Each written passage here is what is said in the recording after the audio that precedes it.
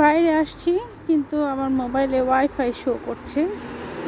এর আগেও হঠাৎ হঠাৎ ওয়াইফাই দেখা যায়, আবার ওয়াইফাই দেখা যায় না। আমার এরকম হয়েছে বেশ কয়েকবার। আজকে দেখলাম যে ওয়াইফাই আছে।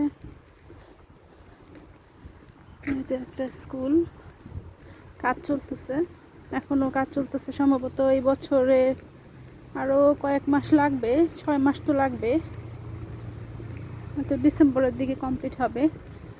সামনে ছোট্ট একটা সুইমিং পুলের মতো হবে, এখানে বাচ্চাদের প্লেগ্রাউন্ড হবে।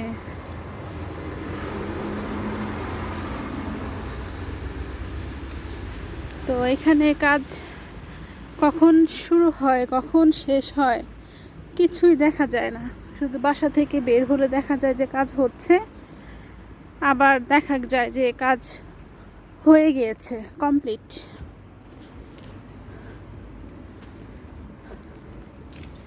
চার্জিং মেড ইসেট এ, কত সুন্দর সিস্টেম। এখন গাড়িও চার্জ করা যায়, ইলেকট্রিক কার সবগুলো এখানে চার্জ করে তারপরে হচ্ছে। জীবন কত সহজ হয়েছে, কত উন্নত হয়েছে। সবার আগে ছিল পেট্রোল, তারপরে গ্যাস, তারপরে এখন হচ্ছে চার্জিং সিস্টেম, ইলেকট্রিক কার, কত সিস্টেম, কত উন্নত দেশ। প্রতিনিয়ত এই দেশটা আস্তে আস্তে উন্নত হচ্ছে। আর এই কারগুলো এই ব্লু দাগ পর্যন্ত রাখা যাবে। এই যে দেখেন এখানে সুইচ, এখানে কিন্তু কারের একটা সাইন দেওয়া আছে। এখানে এই ব্লু দাগ যতটুকু আছে ততটুকু পর্যন্ত এখানে গাড়িটা রাখা যাবে, এর বাইরে নেওয়া যাবে না, কারণ ওই পাশ থেকে গাড়িগুলো আসে যায়। আর এখানে মিটারও আছে।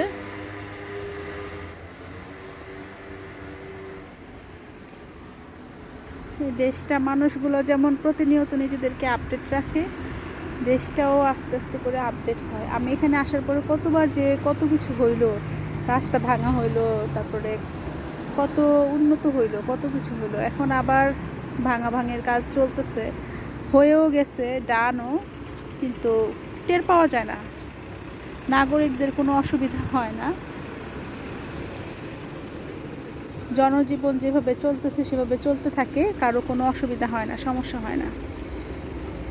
কথা বলছি, এখানে কিছু একটা তৈরি হবে সম্ভবত। এখানে স্টুডেন্টদের সুবিধার্থে এখানে কোনো একটা কিছু তৈরি করবে।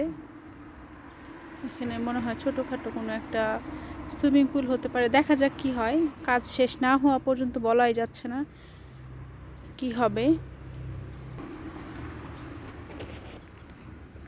যে এখানে অনেক গর্ত ছিল, গর্ত করেছিল, ভিতরে অনেক কাজ চলছে, তার উপরে এখন ভরাট করে দিচ্ছে মাটি দিয়ে, মাটি পাথর দিয়ে ভরাট করে দিচ্ছে। আর এই যে জঙ্গলগুলো, এখানে তো জঙ্গল বলতে এই ছোট ছোট গাছগুলো তো ছিলই না, উইন্টারে তো একদম খালি হয়ে গেছিলো, এখন গাছ দেখা যাচ্ছে। এখানে কিন্তু এক ধরনের বাংলাদেশি শাক আছে, বত্তা শাক যে আমরা বলি, সেই বথুয়া শাক। অনেক শাক এখানে, মনে হচ্ছে শাকের ফ্যাক্টরি। ওই ভিতরে ভিতরে আছে অনেকগুলা। আজকে বেশ গরম পড়েছে, অনেক, আজকে যথেষ্ট গরম, ভ্যাপসা গরম। বাতাস আছে কিন্তু বাতাসটাও অনেক গরম, বাতাসটা ঠান্ডা না, কুল না।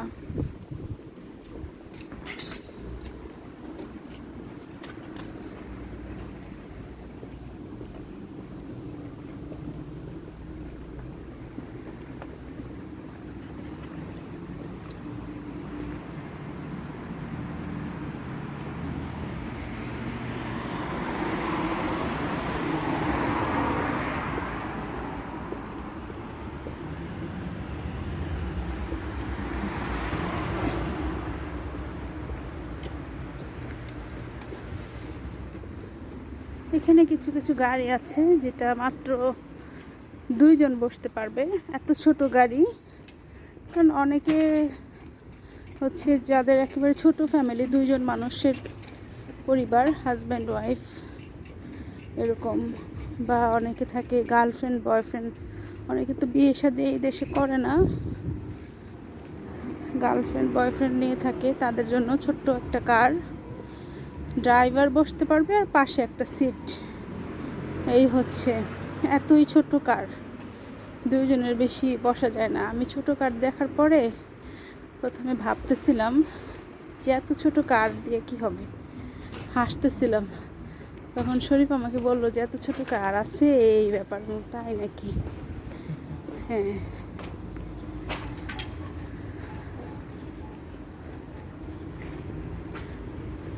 আপনাদেরকে নিয়ে চলেন যাই, একটা জায়গায় যাই, এখানে বোতল দিয়ে টাকা পাওয়া যায়। মানে জুস যে আমরা খাই, সেই জুসের বোতলগুলা ব্যবহার করলে এখান থেকে টাকা পাওয়া যায়। এই যে একজনে এই হলো, এই হচ্ছে, এখানে বোতলগুলো দিতে হবে, এই জায়গাটাতে দিতে হবে। দিলে তারপর হচ্ছে এখান থেকে নিচে দিয়ে টাকার যে কার্ডটা, কাগজটা বের হবে, কয়টা বোতল দিয়েছি এরকম। এই হইল, এটা লিডলের পাশে।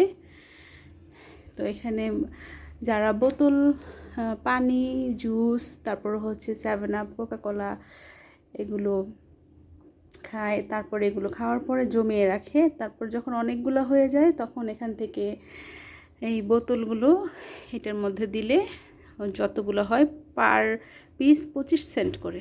4টা বোতলে 1 ইউরো, এরকম 8টা, 10টা, 20টা, কেউ একদম 30-40টা একসাথে নিয়ে আসে। নিয়ে এসে তারপর একটা কাগজ এখান থেকে অটোমেটিক বের হয়। বের হলে তখন এখান থেকে এই কাগজটা নিয়ে লিডলে গেলে তারা ওই পরিমাণ অ্যামাউন্ট টাকা দিয়ে দেয়, বা পয়সা হলে পয়সা দিয়ে দেয়, যতটুকু হয় আর কি। তো এখানে কোনো কিছুই আসলে ফেলনা না, সবাই পরিষ্কার পরিচ্ছন্ন রাখে, করে। এই যে যারা বোতল নিয়ে আসছিলো, এই ব্যাগগুলো দিয়ে নিয়ে আসছিলো, ব্যাগগুলো এখানে ফেলে দিয়েছে। আজকে আমার বোতল নাই, আমি জাস্ট আপনাদেরকে দেখানোর জন্য নিয়ে আসছি।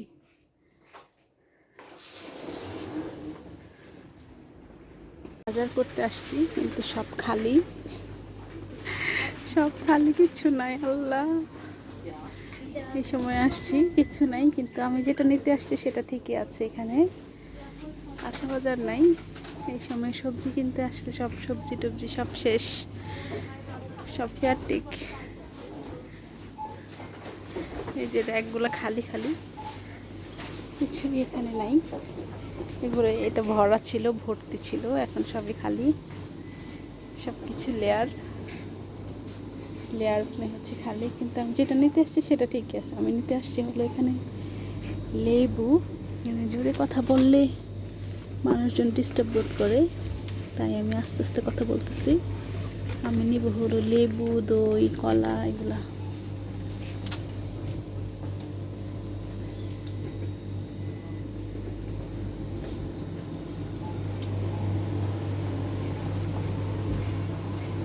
কলাও আছে, কলা যথেষ্ট পরিমাণে আছে। লেবু নিয়েছি, কলা নিব, আরও কিছু। লেবুটা এখানে রাখি, থাকুক। আমি যা নিতে আসছি তা এখানে ঠিকই আছে, ঠিক আছে। শপিং করা শেষ, আমি বাসায় চলে আসছি। আর 2টা সিঁড়ি আছে, তারপরে আমার বাসাটা পুরনো মডেলের বাসা, এই জন্য লিফট নাই, কিন্তু ভাড়া অনেক টাকা। যেহেতু একদম মেইন রোডের সাথে, আমার বাসায় সামনে অনেক ফ্যাসিলিটিস আছে, bus station, train station, school, college, university, হাসপাতাল সব। এই জন্য ভাড়াটাও অনেক বেশি। বাসায় ফিরে অল্প একটু রান্নাবান্নার আয়োজন করব। আমার সব রান্না হয়ে গেছে, এখন চিংড়ি মাছটা ভেজে ভুনা করব। শরীফ এই চিংড়ি মাছের ভুনাটা খুব পছন্দ করে, আমিও পছন্দ করি। খুব সিম্পল, এখানে হলুদ, লবণ, একটু গোলমরিচ দিয়ে মাখিয়ে অল্প তেলে হালকা ভেজে নেব। ভেজে নিলে মাছটার ফ্লেভারটা খুব সুন্দর হয়।